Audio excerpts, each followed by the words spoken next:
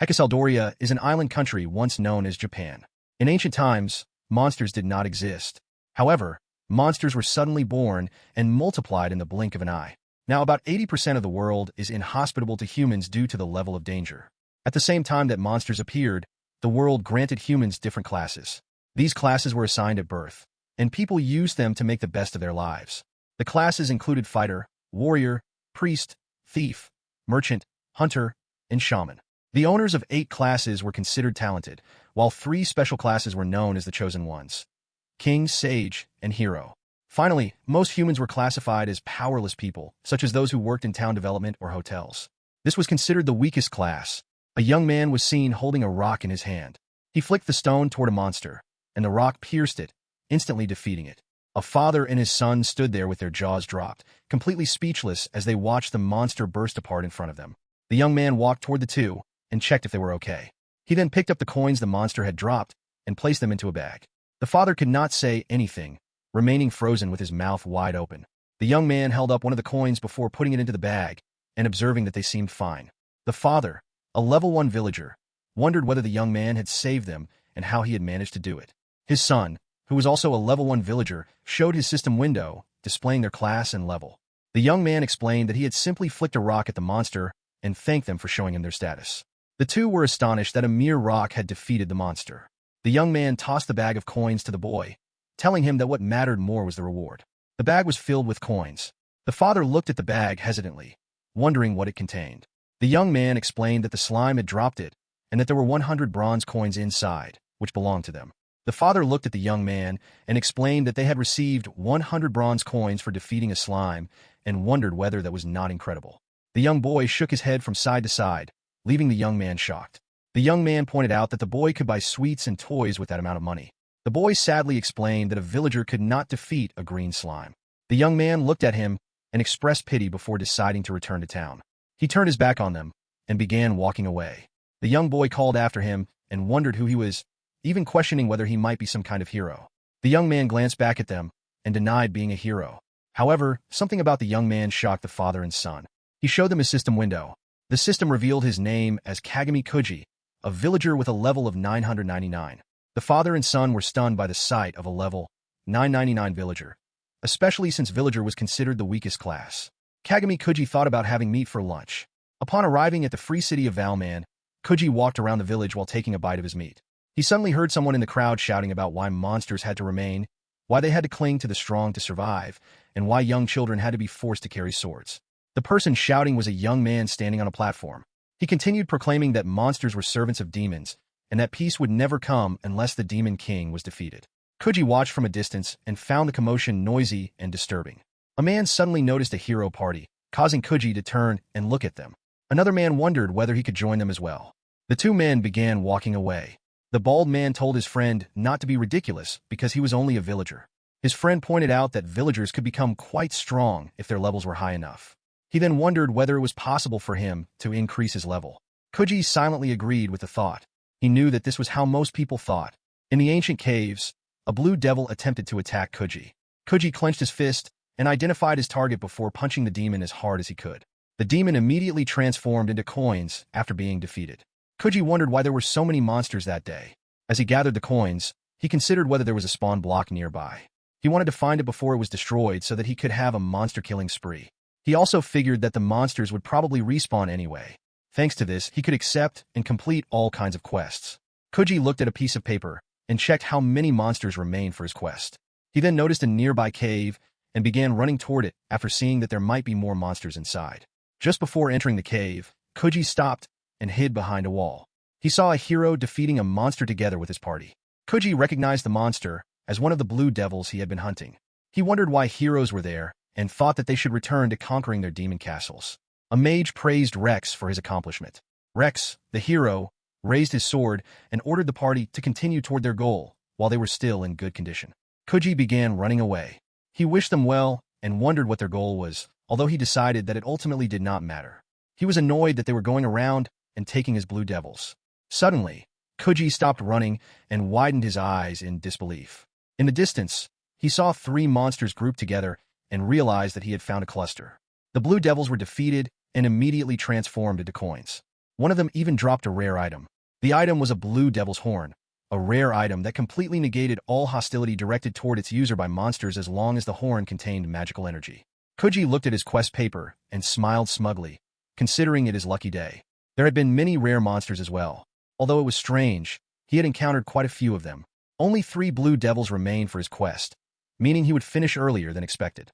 Kuji imagined delicious sushi and began drooling with excitement. He decided that he would have sushi that night. It would not be a sushi train, but it would still be sushi. While imagining the sushi, Kuji heard someone wearing a coat walking behind him. He turned around and saw a girl. He wondered why she was there and where she was going. He walked toward the child and noticed that she was heading toward a group of monsters. The girl did not listen to him, so Kuji called out to her again and warned her to come toward him because there were monsters nearby. The girl simply continued walking past the demons. The monsters looked at her, but they did not attack. Kuji was shocked. He looked at the demons and wondered whether they were sleeping. He began walking toward them. One of the demons immediately noticed him.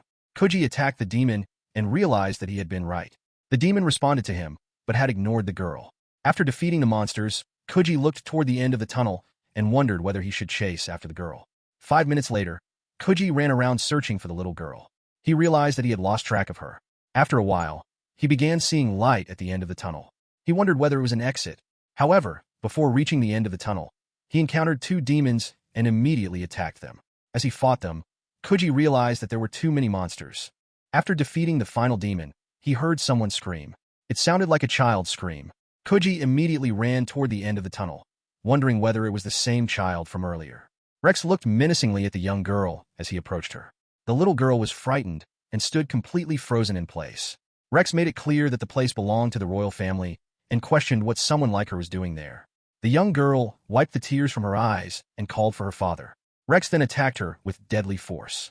Before the attack could reach the girl, Kuji blocked it, placing himself between her and the hero. The impact created a cloud of smoke. Kuji turned toward the bewildered little girl with a smirk while the hero party stared at him in shock. As the smoke cleared, Kuji faced the hero party and questioned why they were ganging up on a little girl. Rex glared at him angrily and demanded to know what he was. Rex ordered Kuji to reveal his status. Kuji showed them his system window and identified himself as nothing more than a passing villager. Rex accused him of lying. He could not believe that a villager could survive and withstand such an attack. When Rex finally saw Kuji's status, he was stunned. A villager had defended against that attack. A female hero suggested that they set Kuji's class aside for the moment. She then noticed the horns on the little girl's head and pointed toward her, identifying her as clearly being a demon. The little girl covered her head with her hands, seemingly unaware that the hood of her coat had fallen because of the powerful wind created by the previous attack. Kuji remained silent beside the little girl for a moment before acknowledging that she was indeed a demon. One of the heroes questioned whether Kuji intended to protect the girl even after knowing that she was a demon. The hero party became suspicious of Kuji's intentions and wondered what he was trying to accomplish. Chapter 2 starts in the ancient cavern some time before. The hero party defeats the monster. Palna, a level 78 magician, compliments Rex. Rex, the level 90 hero, laughs, confident in his status as a hero. Tina, the level 50 priest, notes that there are a lot of monsters around the area. Palna asks Oheim-sama if she's okay. Kururo, the level 42 sage, asks her to stop calling her Oheim-sama. Palna tells her that she must not push herself so hard. Kururo explains that it has always been her wish to someday liberate humanity from the oppression of the Demon King. Long ago, this world consisted of more than 196 different countries. With the emergence of demons and monsters, only 3 countries remain. Tina explains that this is because the amount of environments suitable for humans has decreased. Kururo explains that due to the Demon King's command of the monsters, their lands were taken from them, and they must retake their lands for the peace and prosperity of the world. Palna remarks on how dedicated Oheim-sama is, but Kururo immediately tells her to stop calling her that and explains that her name is Kanazuki Kururo of Hecasaldoria. Palna thinks the name is too long and decides to call her Kuu-chan instead. Kururo is surprised, while Tina introduces herself and says they can call her Tina. Palna asks Rex what he has been doing. Suddenly, Rex announces that he has found something. He discovers a magic circle on the wall, which lights up and reveals that the cavern continues even further. Palna wonders whether the thing that will aid them in their quest lies just beyond this point, and asks what is back there. Rex raises his finger and explains that according to the legends passed down through the royal family, a holy sword sleeps in these caves. It is a sword that only a hero of level 90 or higher can equip. Palna asks how he knows about it. Rex explains that Kururo is the princess of this country, and that, for the sake of his daughter, the king willingly told him all about it. He believes that their goal is now almost within their grasp. Meanwhile, the child Kuji has been looking for finally enters the end of the tunnel. However, as she looks up, she realizes that it is not there. Defeated, she realizes that it is gone. The little girl cannot believe it and wonders why. As she looks at the platform, someone notices her presence. The little girl turns and sees Rex. Rex asks what she is doing there. Kururo notices the girl's magical power and realizes that there is no mistake. The girl is a demon. Kururo looks at Rex and tells him that the girl is a demon. Rex repeats the realization and turns to look at the platform, where he realizes that the holy sword is gone. He becomes enraged at the thought that a demon stole it. Scared, the little girl tries to speak, but Rex cuts her off and reminds her that the place belongs to the royal family. Rex draws his sword and prepares to attack. Kururo tells him to calm down, but Rex does not listen and rushes forward angrily. The little girl cries out in fear. Out of nowhere, Kuji stands in front of her and blocks the attack. He questions the hero party's actions in ganging up on a child. Rex is surprised, while the others brace themselves for the impact. When the dust settles, Rex asks Kuji what he is. Kuji is confused by the question and identifies himself as nothing more than a passing villager. Rex accuses him of lying and demands that he show them his status. Kuji immediately displays his status. Indeed, he is a villager, causing the little girl's mouth to widen in shock. The entire hero party is also left in disbelief. Rex struggles to say something, but Kururo interjects and points out that, above all else, Kuji is completely unharmed. She cannot believe it. Kururo notices the little girl's horns and points out that the girl is a demon. She is astonished that Kuji knowingly protected such a creature. The little girl cowers in fear, while Kururo wonders what Kuji is trying to pull. Kuji closes his eyes for a moment while thinking of an excuse. He then places a hand on the little girl's shoulder and explains that she is not a demon but his little sister. Palna and Tina both look at him in disbelief. Tina points out that the girl was born with horns. Kuji explains that those are merely things he knows about and begins explaining that they are his own handmade creations before trailing off. He finally tells them that they are accessories that attach directly to the head, leaving Tina and Palna horrified. Kuji insists that he is serious and reveals a blue devil's horn from inside his coat, explaining that the accessories are made from it. Palna recognizes it as the horn of a blue devil and realizes that it would explain the girl's magical power. Kuji demonstrates what he has done by embedding the horn into a concrete slab, leaving the hero party in shock. Rex is horrified as he realizes that the object Kuji has altered is the fabled throne that seals the holy sword. He knows that it is not some cheap artifact that could be damaged through brute force alone. Kuji sits smugly on the concrete after finishing his work.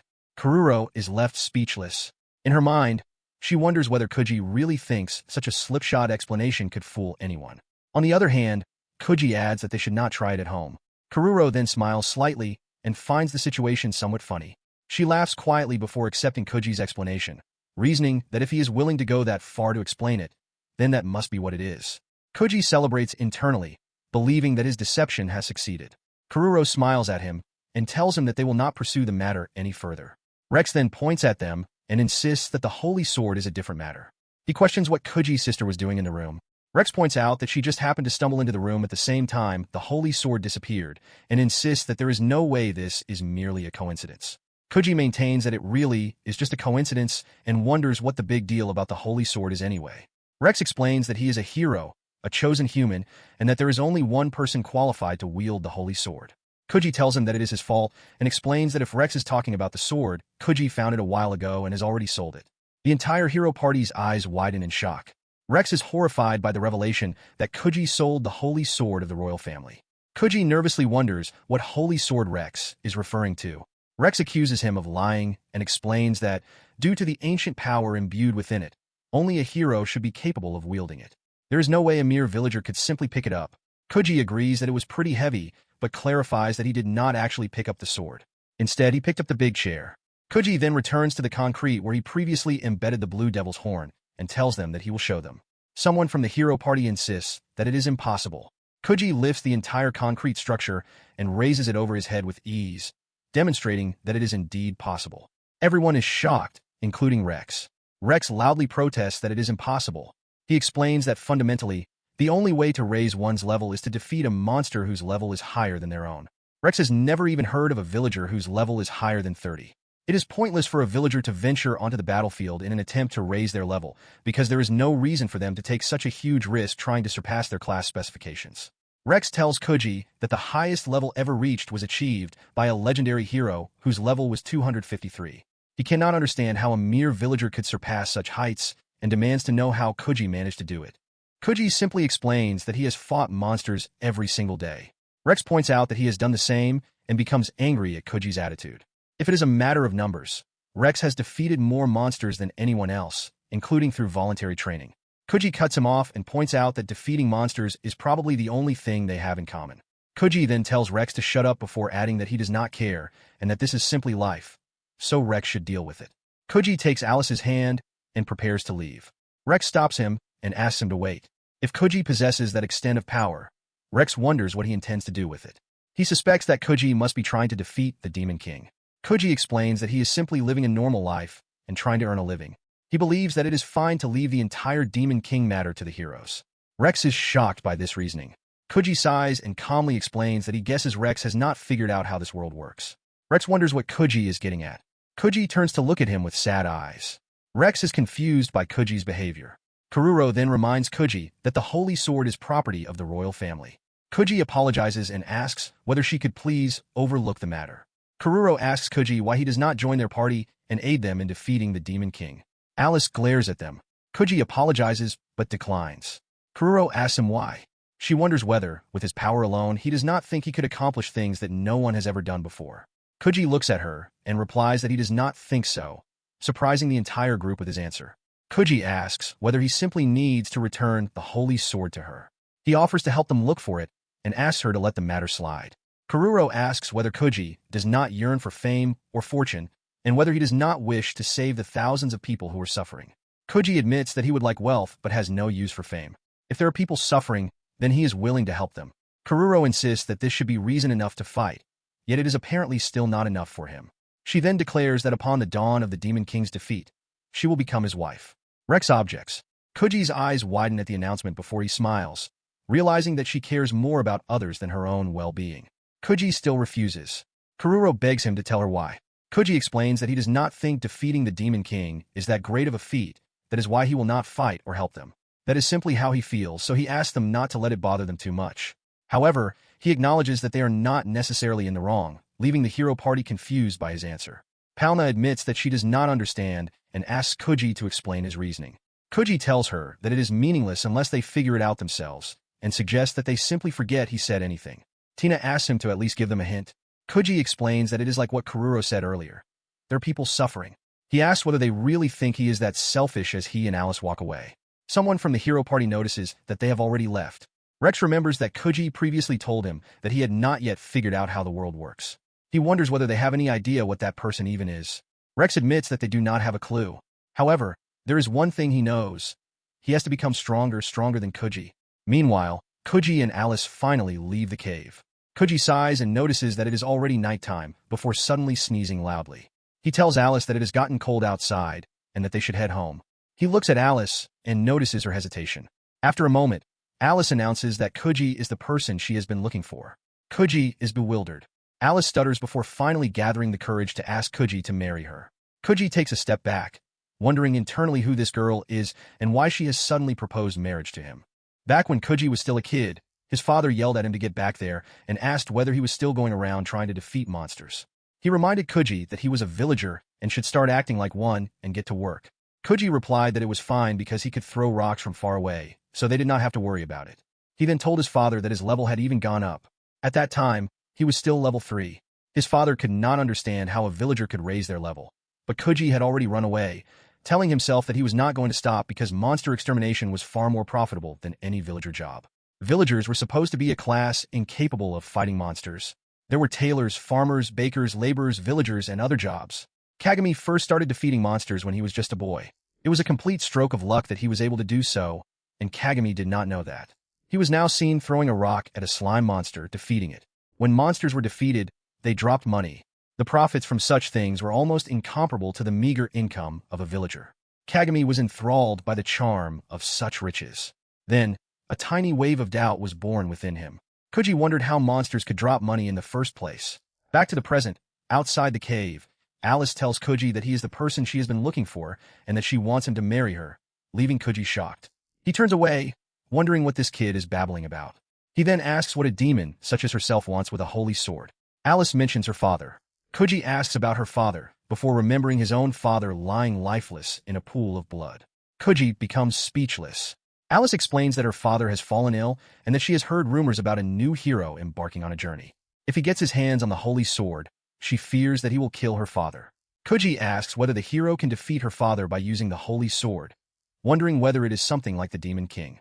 Alice pouts and explains that rather than being like the Demon King, her father actually is the Demon King.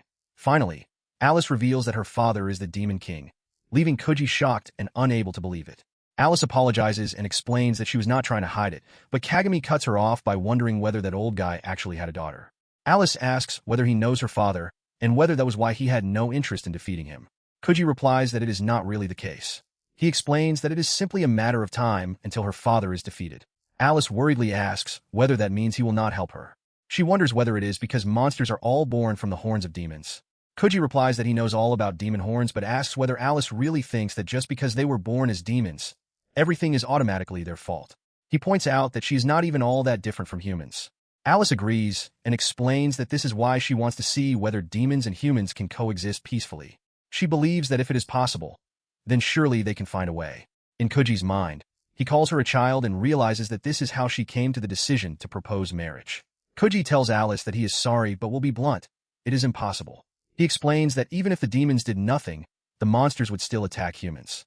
The humans would continue to hate the demons because of this, and the demons on the receiving end of those attacks would in turn curse the humans. Alice objects, but Koji cuts her off and explains that, excluding the fact that monsters were created by demons, there are many people who know that demons are not actually different from humans. Alice insists that this cannot be true. The two remain silent for a while. Koji adds that, in the end, that is simply how things are. It is the twisted structure of this world. In Alice's mind, she wonders what that look on Koji's face is supposed to mean and what he knows. Alice asks Koji why he does not wish to kill demons. Koji thinks for a while before explaining that it is because he is a fool. Alice wonders why he would think of himself as a fool and what this person is really thinking. Alice takes a step forward and starts running after Koji. At Valmond's outer wall, Koji sighs and says that he has finally made it. He then notices Alice hiding behind him and asks how long she plans on following him. Alice hesitantly explains that this is the only town that sells the medicine her father needs. Koji asks whether she came to buy it and whether she has money as well. Alice bites her cheek as tears begin to form in her eyes. Koji concludes that he will take that as a no. Koji then asks why she does not detest humans. Alice asks him why she should. If all she does is hate, then nothing will ever change. Alice adds that they are equals after all, leaving Koji shocked by her declaration. In his mind, he repeats the word equals. He has never heard a demon say such things before. He stands there looking at Alice before bursting out laughing. Alice wonders what is so funny. Koji wipes the tears from his eyes and tells her that she is quite the little demon. Alice tells him that she also thinks he is quite an unusual human. Her father always told her that what he had been hoping for surely exists. Koji replies that realistically, however, he would say he is still part of the minority. Alice insists that even so, she is never going to give up. For a demon child to have ventured this far from home, making her return to the castle on her own would be too dangerous. Koji decides that if it is only for a little while, he has time to spare anyway. He tells Alice to come to him for a second. Alice wonders what he is doing. Koji explains that he is going to buy the medicine and that she is coming with him. Alice says that it is impossible because her demonic aura will give her away. Koji looks at her and wonders what demonic aura she is talking about. Alice shouts in fear and rushes toward him, shocked by what he has done and wondering how he managed it. Koji explains that he has simply put something on top of her horns. Back when he was looking for monsters, he found something incredibly rare. Spawn blocks were extremely annoying things that spawned swarms of monsters. By chance, he happened to destroy one and obtained a mysterious S-rank material. That mysterious material granted demons the ability to alter their constitution. He then crafted the S-rank material into a miraculous rare item called cloth. Alice is amazed by how incredible it is and wonders whether he can make one for all demons. Koji reminds her that he just explained that it was made from super rare miracle materials. He adds that as long as she has it on, she will be fine, so she should hurry up and pull her hood up. Alice does so. Alice asks what made him think to create such an item in the first place. It even seems to have been made specifically for a demon's horns. Koji explains that he and Alice are somewhat similar in that aspect. Alice wonders whether the same thing could apply to him as well, but Koji tells her to drop it. Alice is amazed by the item. Koji then points out that she has not told him her name yet. Alice introduces herself as Alice Balnesio. Koji introduces himself as Kagami Kuji. After a while, Kuji announces that he is starving and that they should get moving before calling Alice. Alice smiles at him and agrees, adding that they should get along. In Valmond's town, Alice stands in the middle of a bustling crowd. She realizes that this is a human town and that it is full of humans. She worries about what will happen if they discover that she is a demon. Kuji hands her something and tells her to try it. The two of them sit down. Alice licks an ice cream and tells Kuji that it is delicious. Kuji agrees and explains that it is usually something people eat after a proper meal, but today is a special occasion. A man notices Alice and comments on how much she seems to be enjoying the ice cream. He gives her something else and encourages her to try it as well. Alice asks whether she can. Another person asks whether it is her first time in Valmond and hands her an apple. Someone else gives her a slice of pizza and encourages her to have it. Another person gives her a burger. Alice clasps her mouth, overwhelmed by the kindness. While walking away, Kuji finds the situation unbelievable. Looking at Alice's happy face, he realizes that, just as he thought, she will come to understand humans once she gets to know them. Kuji looks up at the sky and thinks of his father, determined to make him proud. Meanwhile, in the skies above Valmond, a flock of enormous bird monsters hovers over the city. A man stands on top of one of them, looking down at the city darkly. He calls for the humans to tremble in fear. Alice has finally gotten hold of hope. However, the thing that will crush that hope is... While Kagami and Alice explore the city, Kagami suggests that they find themselves an inn to stay the night. Alice is surprised by the idea of an inn. In her mind, she knows this is hardly the time for such luxuries, but being able to sleep in an actual bed would be a dream come true. At the inn, Alice jumps onto her bed and marvels at finally having a bed. Kagami tells her that he will need to make sure she gets home safe and sound later. But for now, he will go out and get the medicine. He also needs to get a friend of his to accompany them on their trip. Alice wonders whether it will just be Kagami. He explains that if it is only fighting, he will be more than enough, but he will need someone else if he wants to protect her as well. They also have to be wary of attacks from adventurers. Kagami tells her that he is heading off, and Alice asks him to come back soon. She realizes that she had forgotten that humans and demons do not get along because of everything that has happened recently, and she had allowed herself to get carried away. She thinks that having one of Kagami's friends with them should be fine. After a while, Alice hears a knock on the door, and a voice announces that he is back and asks her to open the door. Alice is surprised that he has already returned. She walks toward the door and announces that she is opening it. The door opens wide, revealing a large, muscular man standing before Alice. She falls down as he steps into the room. The man looks at her and is immediately charmed by how adorable she is, leaving Alice frightened. After a while, the big muscular man introduces himself as Takako Builda. Although Alice may not be able to tell by looking at her, Takako is a fighter. Kagami points out that it is actually extremely obvious. He tells Alice that she does not need to be so frightened. Takako already knows Alice's race and does not mind, so there is no need to worry. Takako assures Alice that she would never turn her back on such a sweet little thing. Long ago, when Takako was grievously wounded and had fallen to death's door, a kind demon offered her medicine that saved her life. That was when she realized that humans and demons were not so different after all. Once she understood that, all the hatred and fighting seemed so silly. Takako now lives by managing a humble club and bar. Alice apologizes for being scared of Takako earlier and introduces herself as Alice, hoping that they will get along from then on. Takako happily accepts. Kagami recalls that day when he first came to Takako's bar as a customer and explains that from that day onward, they have had a very spiritual connection. Alice observes that Takako and Kagami do get along very well. Takako punches Kagami in the stomach. Alice is shocked to discover another level, 999 individual. Takako then notices that Alice has been sleeping outside all this time and feels sorry for her. She suggests taking Alice to the hot springs. Alice eagerly agrees and suggests that Kagami should come with them as well. Kagami declines. He hands the ribbon to Alice and tells her to use it to cover her horns before sending the girls off to have fun. Alice is confused by his reference to them as girls. As they leave the inn, Takako laughs and remarks that Kagami must really hate taking baths. For a woman such as herself, it is a most shocking thought. Alice is equally surprised by the revelation that Takako is a woman. Kagami watches the two girls walk away and laughs, realizing that Alice had thought Takako was a man this entire time. He pauses as he remembers Alice's confession about her father. Kagami is pulled into a memory. Inside a carriage, a man explains that Kuji should understand that a villager does not need to be able to fight. He tells Kuji to be a good boy and do his job properly, encouraging him to aim to become a fine tailor. Little Kagami explains that if it is a slime or a moss goblin, he can easily defeat it by throwing a rock at it from far away. However, attacks like those have no effect on monsters of level 4 or higher. Fortunately, a strong warrior was there to save him. The warrior remarks that villagers really are the weakest. Little Kagami sighs and wonders why things have to be so unfair, wishing that God would at least let them choose what they wanted to become. The carriage suddenly stops. Kagami wonders why they have stopped, and then calls for his father. His father quietly calls out to Kuji from the entrance of the carriage. Little Kagami sees his father, but behind him is a monster with its jaws wide open. His father grits his teeth and tells Kuji to run. Little Kagami screams for his father. Kagami snaps out of the memory, still panting. He tells himself that it is all in the past, and repeats that it is all in the past. He then stops when he sees something outside the window and wonders what it is. Takako and Alice walk through town. Takako notices that something is wrong because Alice looks terribly pale. Alice wonders how exactly Kagami reached level 999. There should not be any monsters higher than level 500. If another level 999 human besides Kagami appeared, they might try to kill her father. Takako reassures her that she has nothing to worry about. There is no one else besides Kagami who has reached level 999. Alice asks how Takako can be so certain. Takako explains that Kagami is missing something very precious that all living things should have. She supposes that makes him the biggest fool in the world.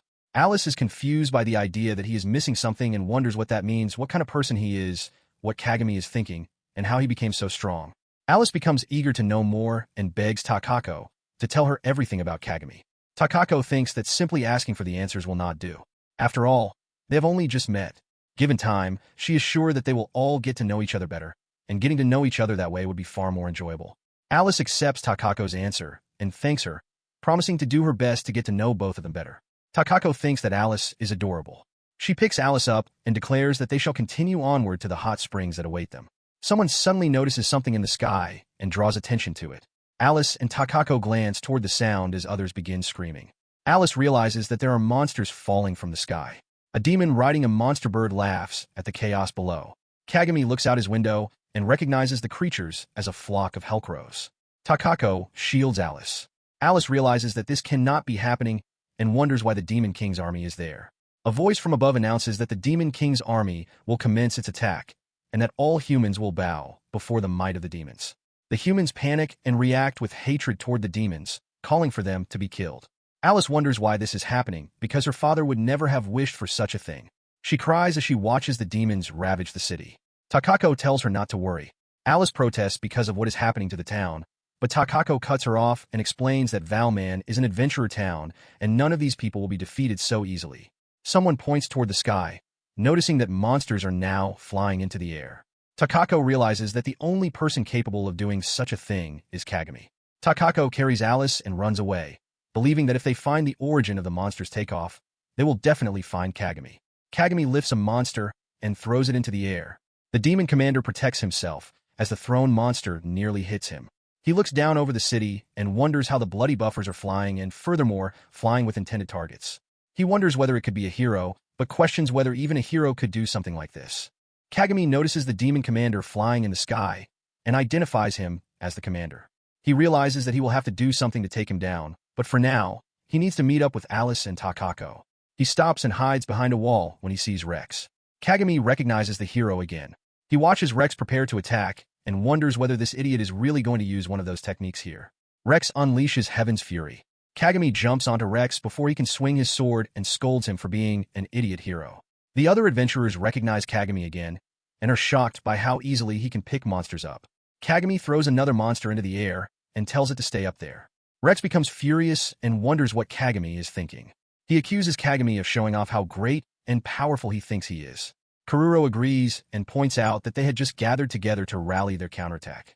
Kagami asks whether that is what all the bow and arrow and crossbow units are for.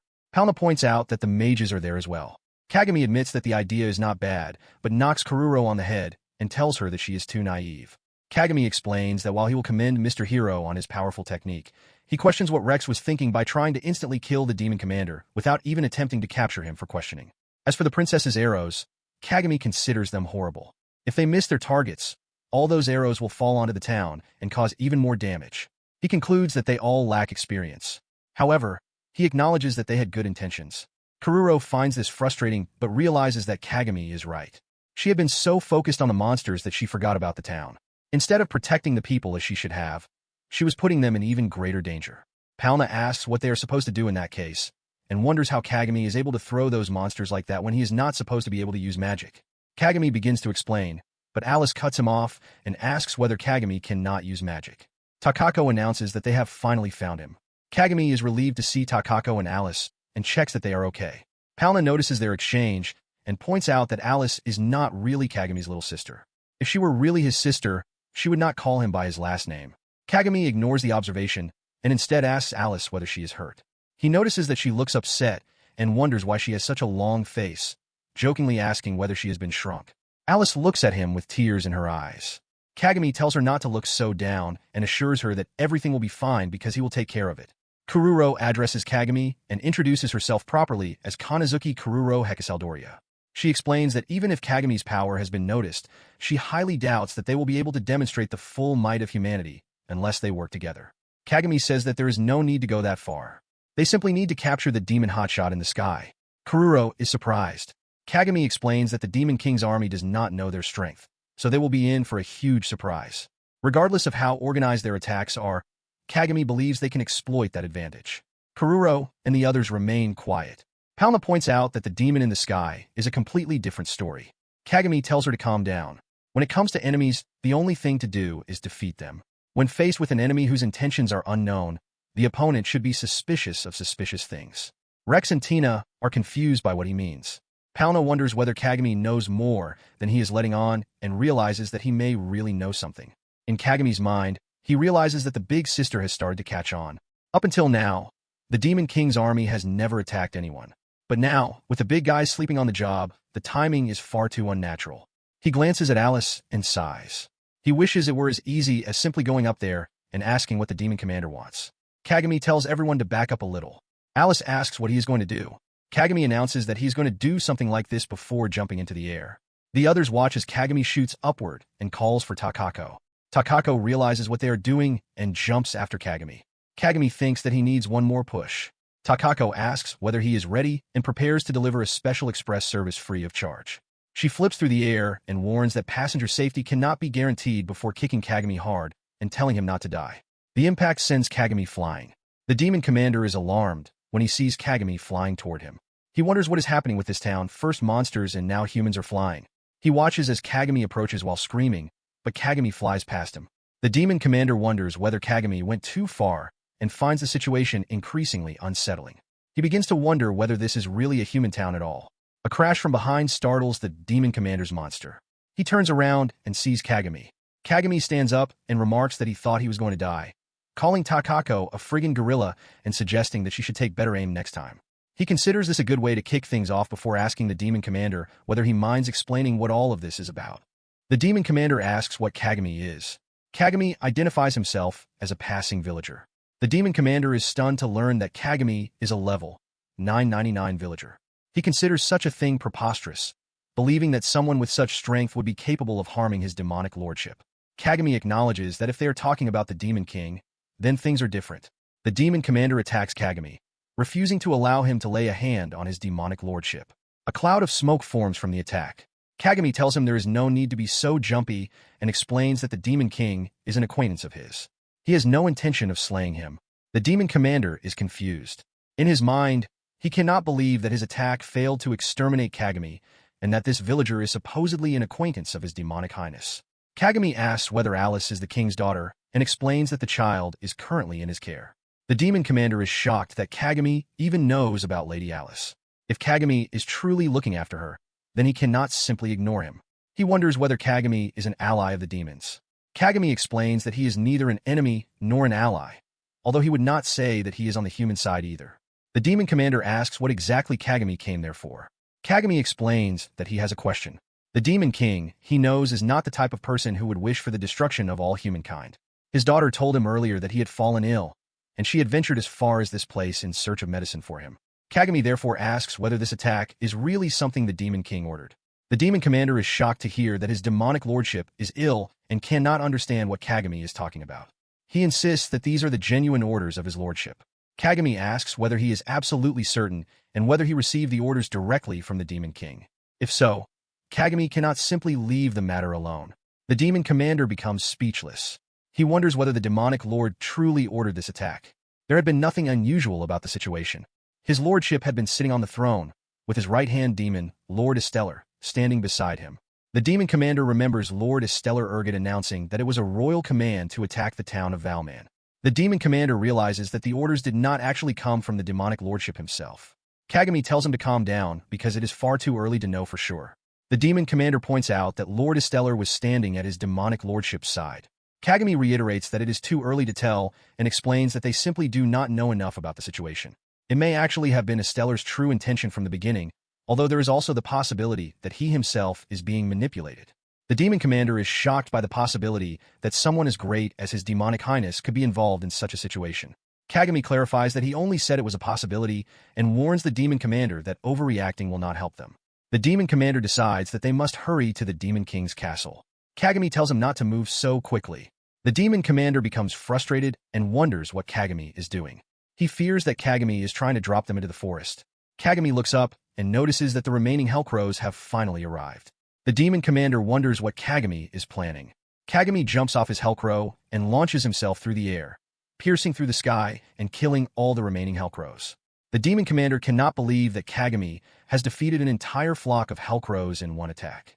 Kagami returns to the demon commander, waves, and tells him that it looks like his lucky day. Coins begin raining down around them. The demon commander cannot understand what Kagami is thinking. He is worried sick about his demonic lordship, yet Kagami is behaving like this and getting in his way. The demon commander concludes that Kagami must be plotting something. Kagami tells him to calm down because things will only get worse if he continues panicking. The demon commander asks what Kagami means.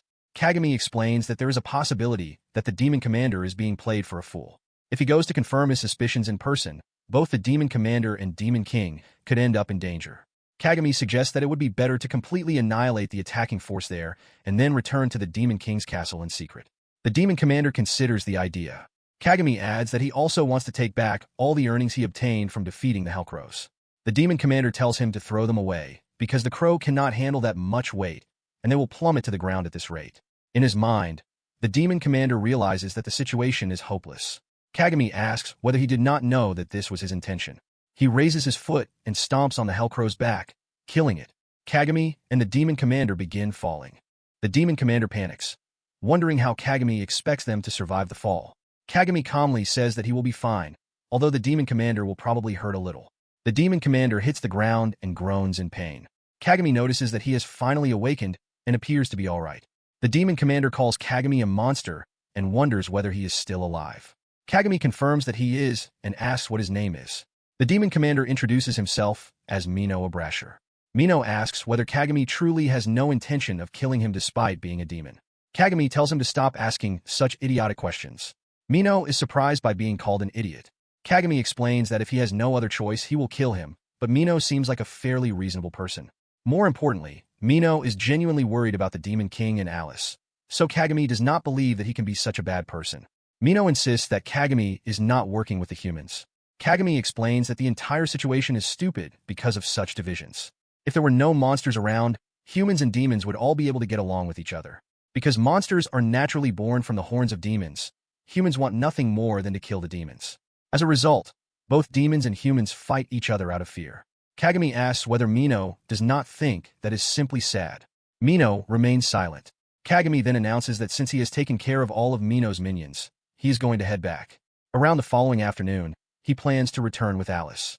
After all, Mino will be coming with him. Mino calls Kagami a foolish human and questions why he would take such risks. Kagami is surprised that Mino seems worried about him. Mino denies being worried and insists that he simply cannot believe Kagami would go so far. Kagami concludes that there is no way Mino would actually be worried about him. He also wants to check on the Demon King's condition. Mino agrees that as long as Lady Alice is safe, he will consider allowing Kagami to accompany them. Kagami smiles and tells Mino that he really is a good guy and that Alice will definitely be overjoyed.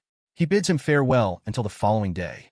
In Mino's mind, he cannot believe that Kagami is a level 999 villager. It is simply insane.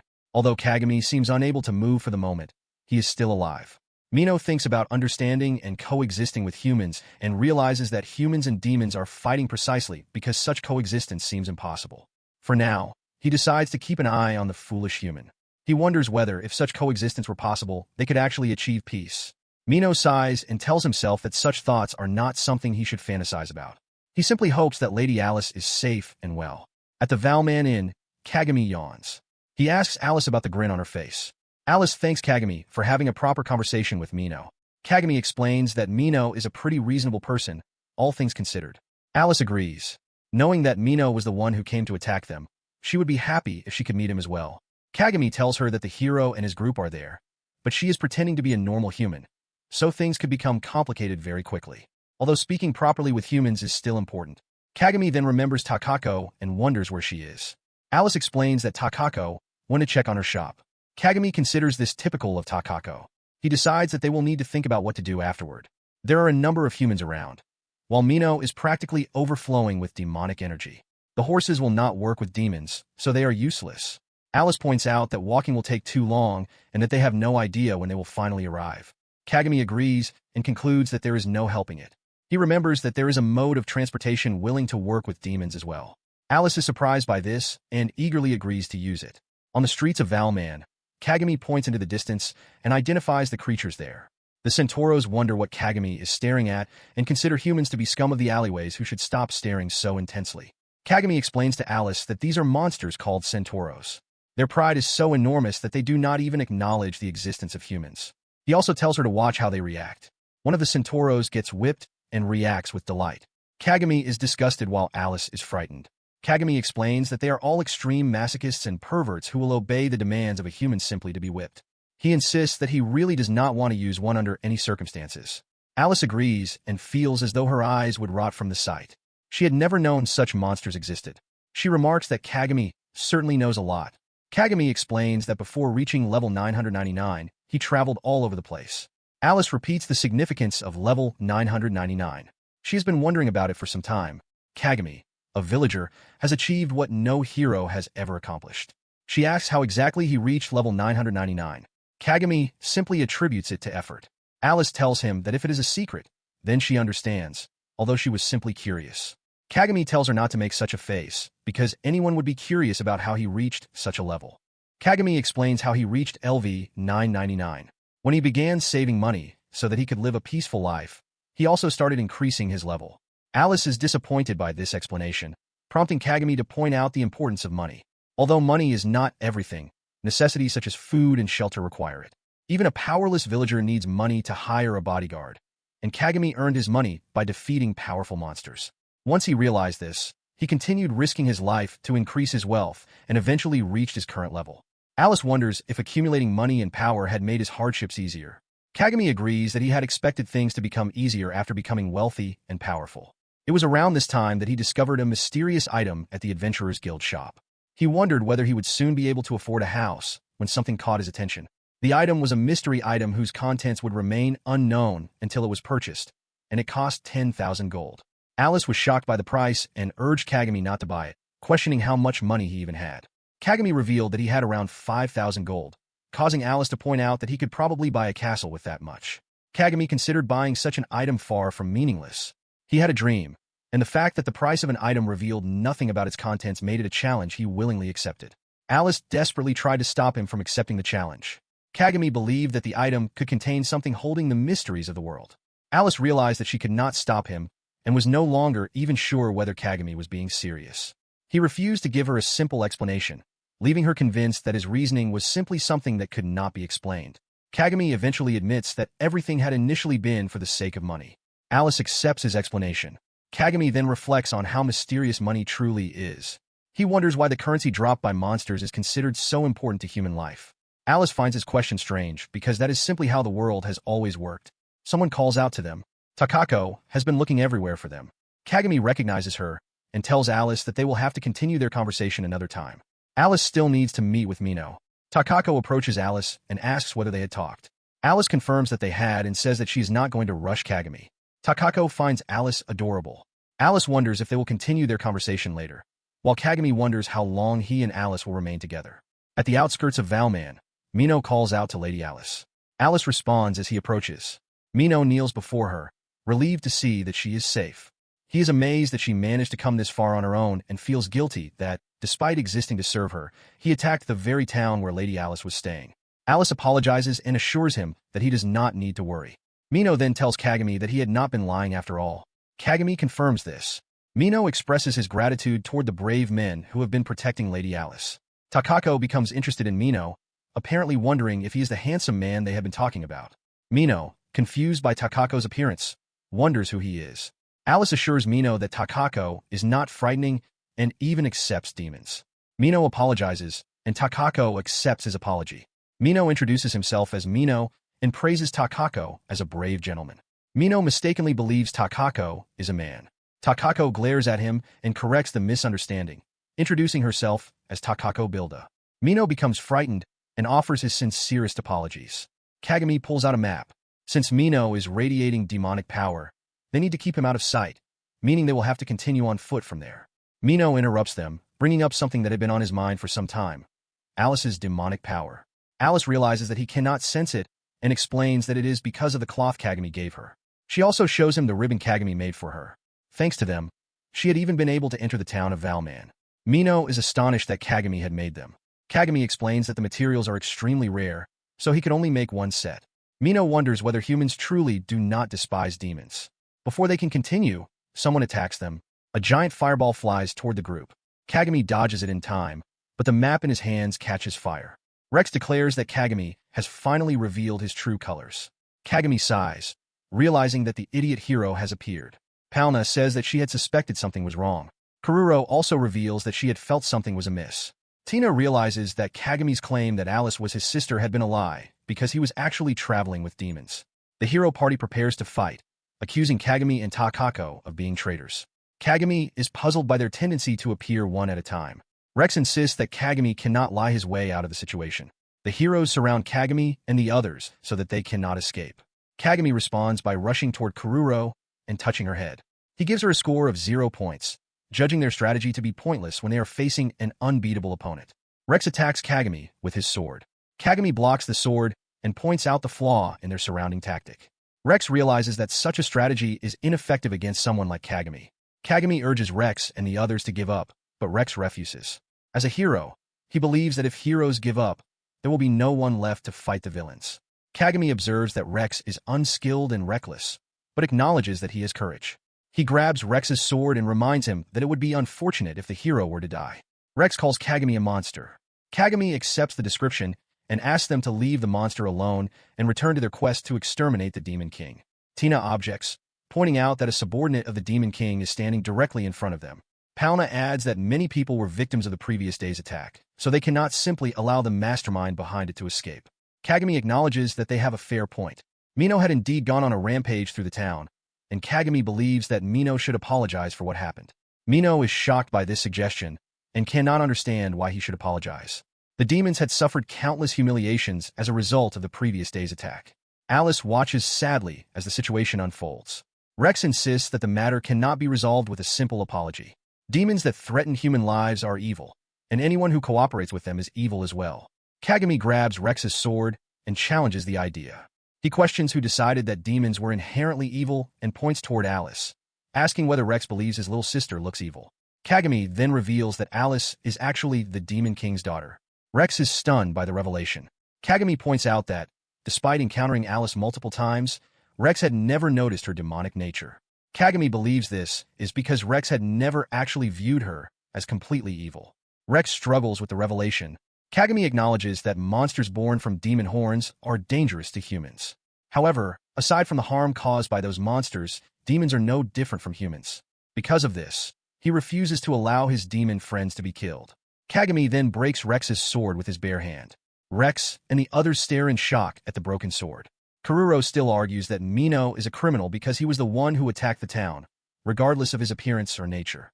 Kagami looks toward Mino, grabs him, and forces him to bow before the heroes. He makes Mino apologize for what happened. Tina is shocked that Kagami acknowledged Mino's wrongdoing. Kagami explains that Mino had only been following orders. He also reveals that, according to Alice, the Demon King had not been doing well recently. Kururo asks what Kagami means by that. Kagami reveals that he has actually met the Demon King before. The others are shocked. Kagami explains that, based on his encounter, the Demon King did not seem like someone who wished for the destruction of mankind. Therefore, Kagami does not believe that the recent attack was actually the Demon King's will. He is concerned about the Demon King's frightening appearance and wants to check on him himself. Rex refuses to believe Kagami and insists that it is impossible for him to have met the Demon King. Kuji also rejects Kagami's assessment of the Demon King and accuses him of lying. He demands to know what Kagami is basing his claims on. Kururo agrees, maintaining that demons are humanity's greatest enemies. Kagami asks whether the Demon King's army has ever attacked humans before. Rex stops to consider the question. He realizes that the answer is no. Humans have been slaughtering any demons they could find, yet the Demon King has never retaliated. Rex begins to wonder what they have actually been fighting for if, by some extremely unlikely chance, Kagami is telling the truth and the Demon King is not the kind of being they believe him to be. Palna insists that the Demon King remains their enemy and attacks Kagami, urging the others to regain their composure. She throws a fireball toward Kagami and points out that Valman was attacked by demons the previous day, which is an undeniable fact. She suggests that Kagami may have been brainwashed by demons and warns the others not to blindly believe his words. Kagami acknowledges that possibility. Since the heroes clearly feel that way, he decides that there is nothing more to discuss and prepares to part ways with them. Rex and the others freeze in surprise. Kagami grabs Mino and hurriedly leaves with him. Rex and the others watch in shock as Kagami and the others escape. Tina points out that they are running away, suggesting that they really have been lying. Kagami calls back that perhaps the heroes would understand if they had talked a little longer. He says they will meet again whenever they meet again. Kagami sighs, realizing that they were unable to accept what he had told them. Rex and the others begin chasing after them. Kagami reflects on the difficulties of coexistence between humans and demons. For humans, living alongside demons means enduring the pain caused by monsters. He tells Alice that the road toward coexistence is truly a difficult one. Alice points out that, unlike before, the heroes had at least listened to them. Kagami agrees. Since Alice has not given up, he decides that he has no choice but to remain by her side until she does. Mino informs Kagami that a carriage has been prepared just ahead. Kagami is surprised that Mino had already arranged one. The Centauros from earlier insults Kagami and warns him not to look at them so familiarly. Kagami insults Mino in return. Mino reveals that he stole the carriage from a passing merchant. Since he did not kill the merchant, he sees no reason why it should be a problem. Takako realizes that this is probably how the heroes were able to track them down. Kagami considers Mino an idiot. Everyone boards the carriage. Takako grabs the whip, strikes the Centauros, and sets the carriage into motion. The Centauros groan as they begin running, while Takako laughs loudly. Inside the carriage, Alice and Kagami sit in disgust. Mino apologizes for the situation. Meanwhile, Rex and the others watch as Kagami's carriage rides away. Tina informs the others that they have escaped. Rex realizes that their destination is the same, meaning they will most likely encounter one another again. Rex continues to believe that monsters are hateful creatures that he must eradicate. He also refuses to let demons who seek to destroy humanity escape. However, he begins considering the possibility that there may be demons who genuinely desire peace. Rex grits his teeth, reminding himself that he is a hero. Kururo calls out to Rex. Palna tells the others that they should leave and secure their supplies for the journey ahead. Rex acknowledges that Palna had never once wavered. Palna maintains that she has nothing to waver about. The others look at her in confusion. Not far from the Demon King's castle lies the fortified city of Salmaria. Alice is amazed by the enormous walls and how different the city is from Valman. Kagami explains that Salmaria is quite close to the Demon King's castle, so some of the regulations are strict. However, he is willing to support Alice if she truly wants to continue onward. Kagami then questions why Takako is riding the Centauros. Takako considers Kagami to be such a good child, while the Centauros insults Kagami and tells him to stop addressing her so familiarly. Kagami thinks to himself that he is despised by them before turning his attention to the plan. They have come to the town for the purpose of selling things. During their travels, they obtained the horn of a blue devil they had defeated. The horn can release magical energy stored within it. To conceal the fact that Mino's aura is leaking out, they need to mask it beneath the items in the carriage. Hopefully, the horn's effect will allow them to bluff their way through the inspections. Kagami also asks Takako to dismount, and she agrees. At the inspection, the inspector asks whether they are traveling for merchant purposes. He remarks that it must have been difficult for a villager to travel this far. Kagami claims that he is glad to have hired such reliable bodyguards. The inspector confirms that everything checks out and allows them to proceed. Kagami thanks him.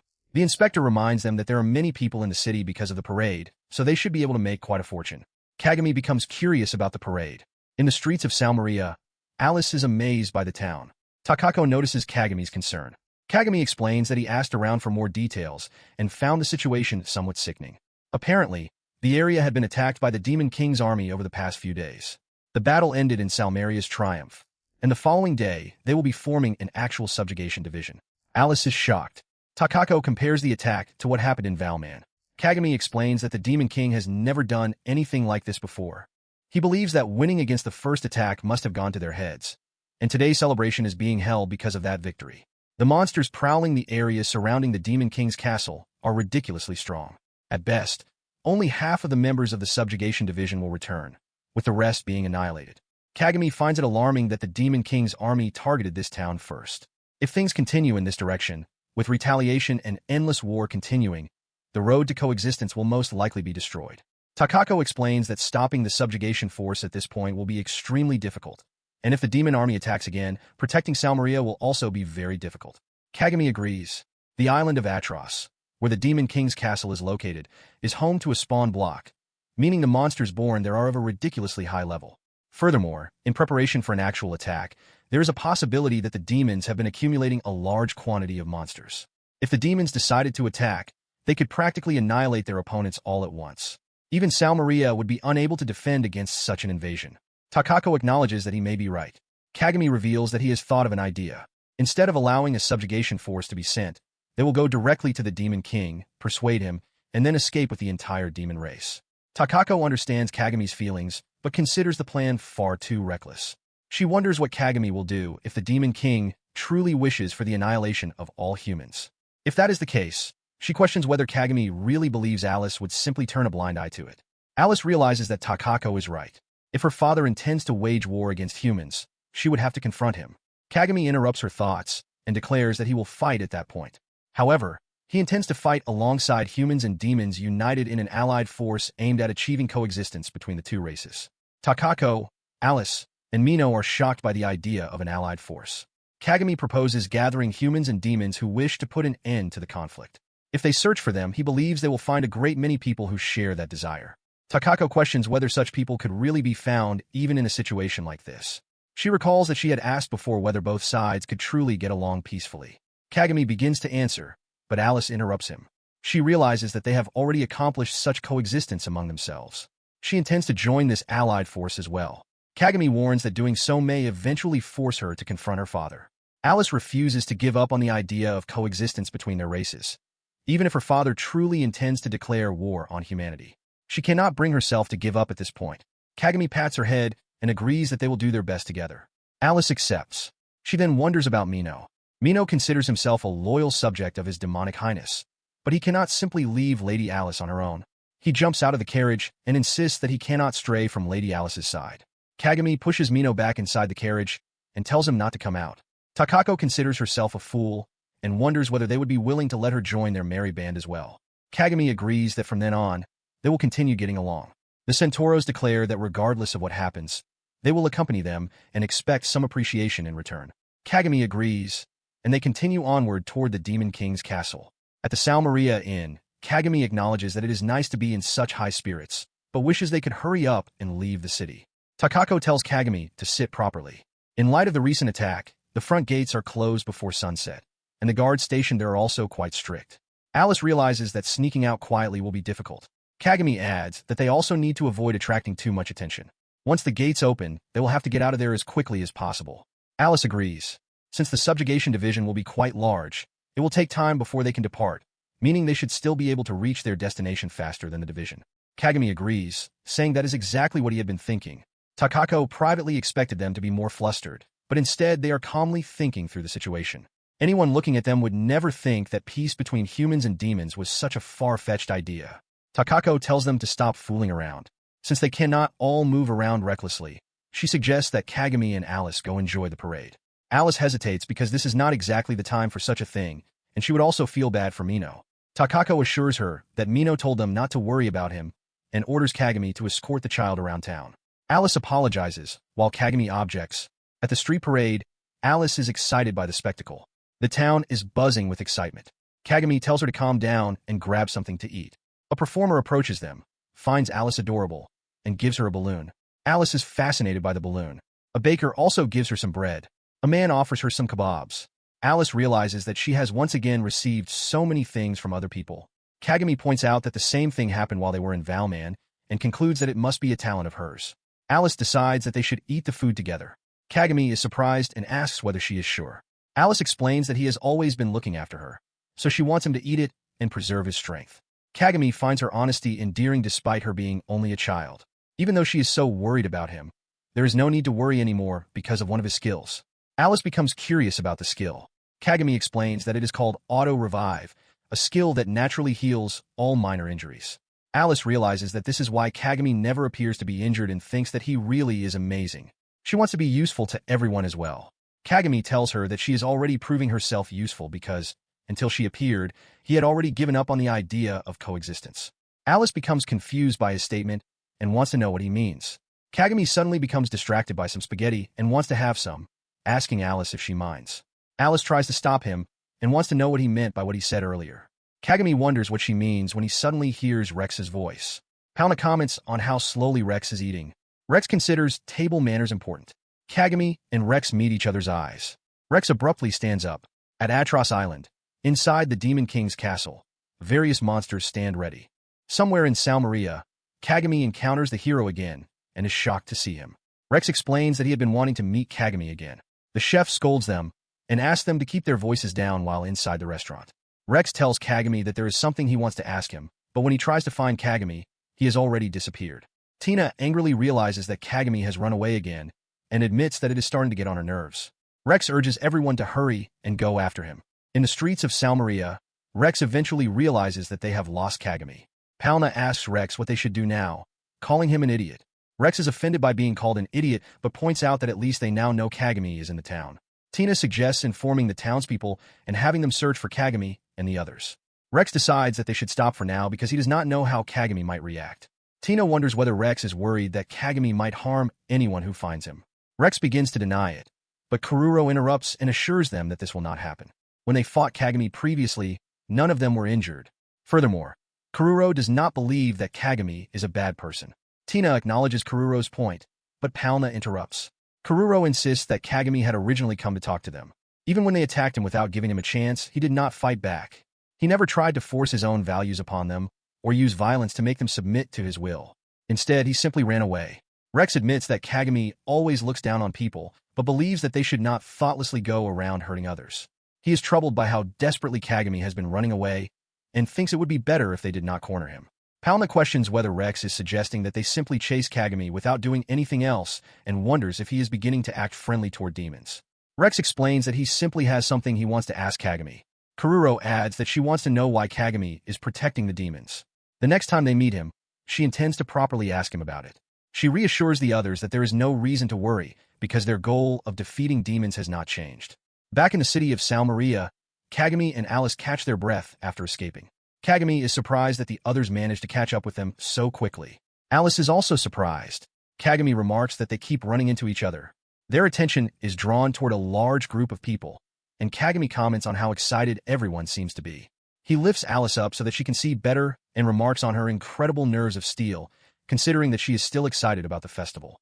Alice apologizes, but Kagami assures her that it is fine. He thinks this will be a fun way for her to learn about new things.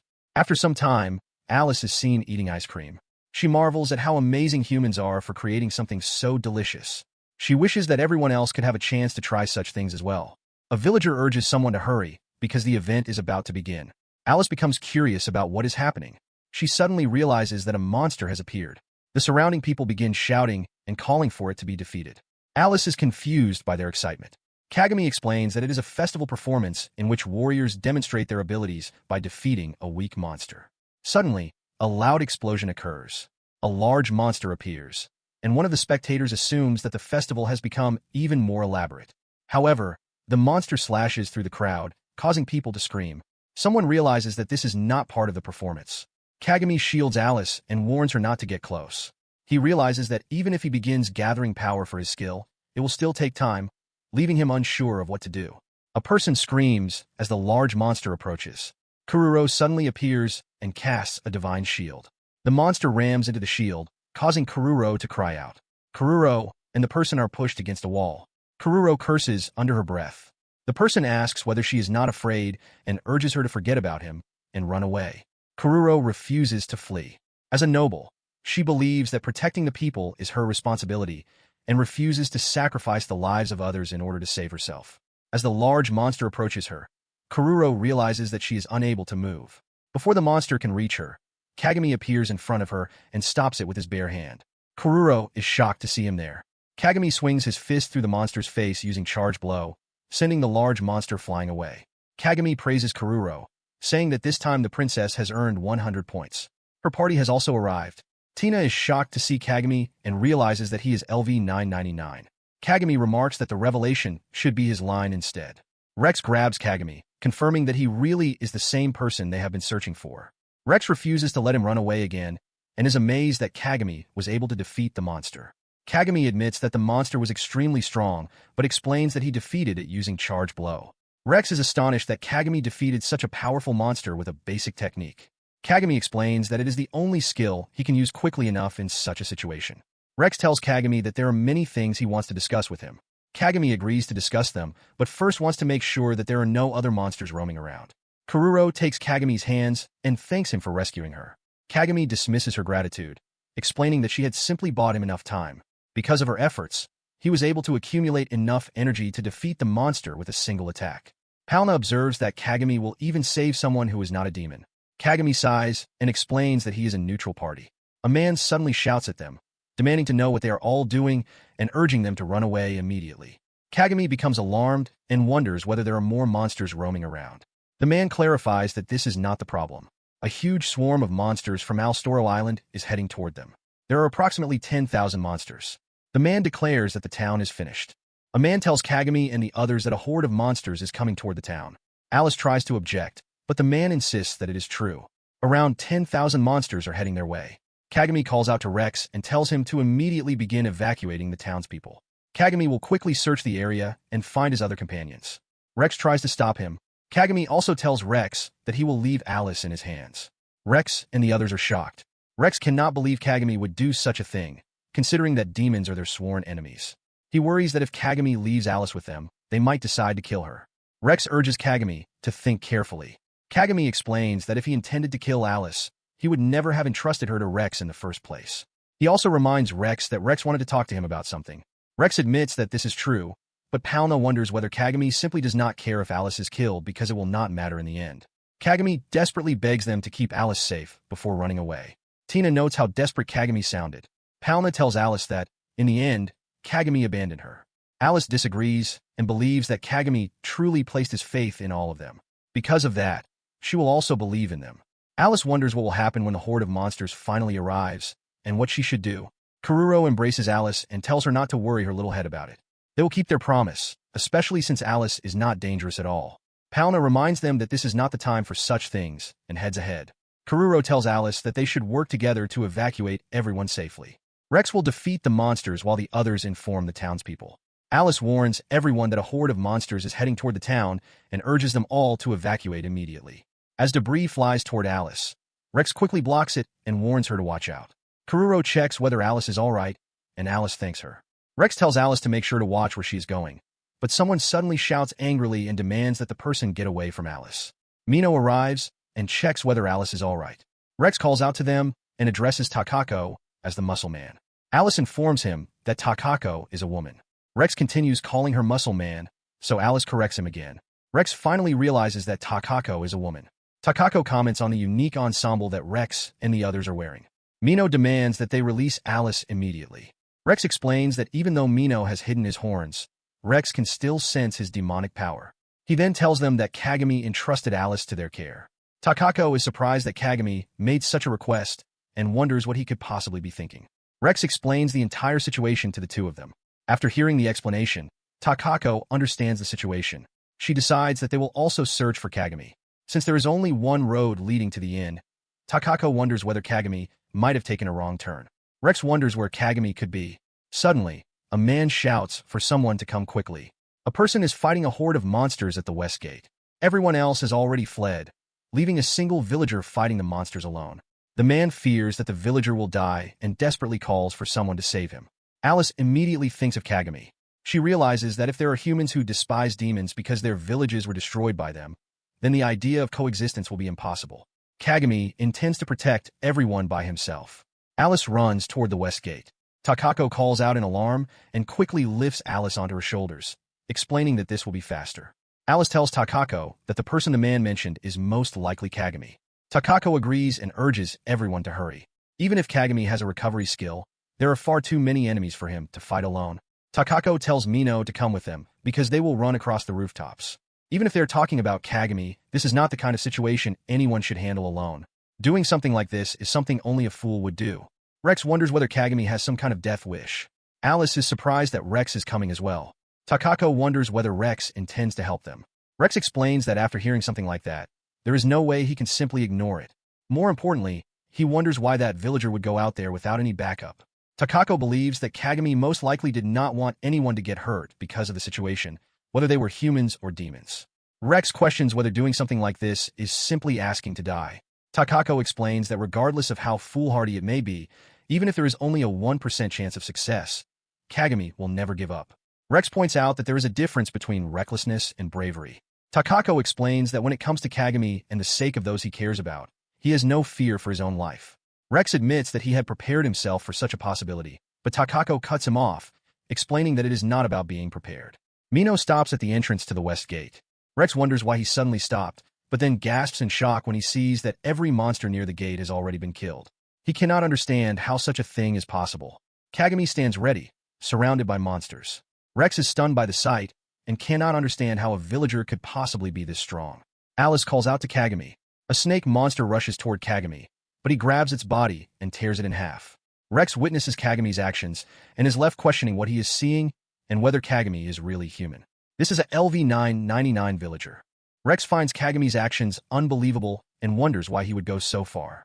Takako explains that when Kagami was a child, monsters killed his father right before his eyes. Kagami was consumed by sadness and frustration and could not forgive himself for being so weak. He cursed the world that made villagers powerless, as well as the monsters, the demons, and even his own helpless self. Afterward, Kagami became determined to grow stronger by defeating monsters. However, he initially defeated them by throwing rocks from a distance. There was a limit to defeating LV4 monsters in such a way. No matter how many monsters he defeated, his experience never increased, and his level remained unchanged. All he was doing was running away and killing monsters from a safe distance. In the end, he remained bound by his weak nature. Kagami eventually stopped fighting from a safe distance and began desperately challenging monsters head-on. Although doing so was essentially suicide for a villager, he wanted to test himself. He wanted to know whether he was still weak, whether he would have to give up on avenging his father and simply continue living, and whether such a life was truly worth living. Little Kagami lies exhausted on the ground after fighting the monsters and realizes that the goblin monsters are strong. He then considers that perhaps villagers are simply that weak. His level finally rises from 4 to 5. At that moment, Kagami suddenly understands a certain mechanic governing the world. When someone defeats an enemy under extremely unfavorable conditions, even if they are the same level, the amount of experience gained increases in proportion to the difference in strength.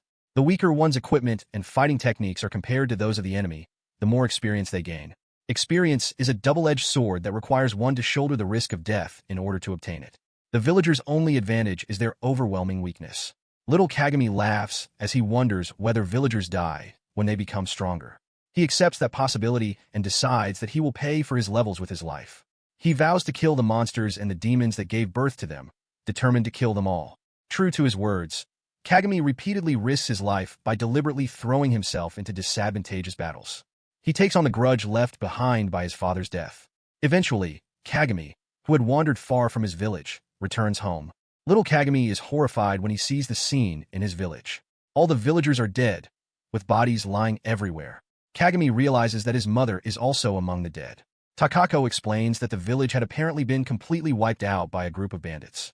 Alice cannot believe it. Takako pities Kagami, whose father was killed by monsters and whose mother was killed by humans. Mino realizes that this explains Kagami's actions. Rex reflects on the fact that Kagami's parents had also been killed.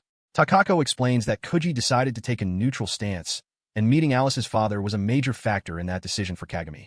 Alice is surprised that Kagami had met her father. Takako tells her that she should hear the details directly from Kagami himself. A voice suddenly calls out, insisting that they cannot allow that man to die. Rex recognizes Kururo. Takako agrees. Alice also declares that she will do everything she can to help Kagami. As Kagami continues fighting the monsters, he reflects that if it were not for these monsters, there would be no need to fight the demons. If such a role did not exist, everyone could live together peacefully. In that case, his father and mother would surely never have had to die. Kagami wonders who decided that these were the rules of the world. As the monsters pile on top of him, he screams that even if it is the world itself, he will never forgive it. A large monster opens its mouth and prepares to unleash an attack at Kagami, who is pinned beneath the monsters.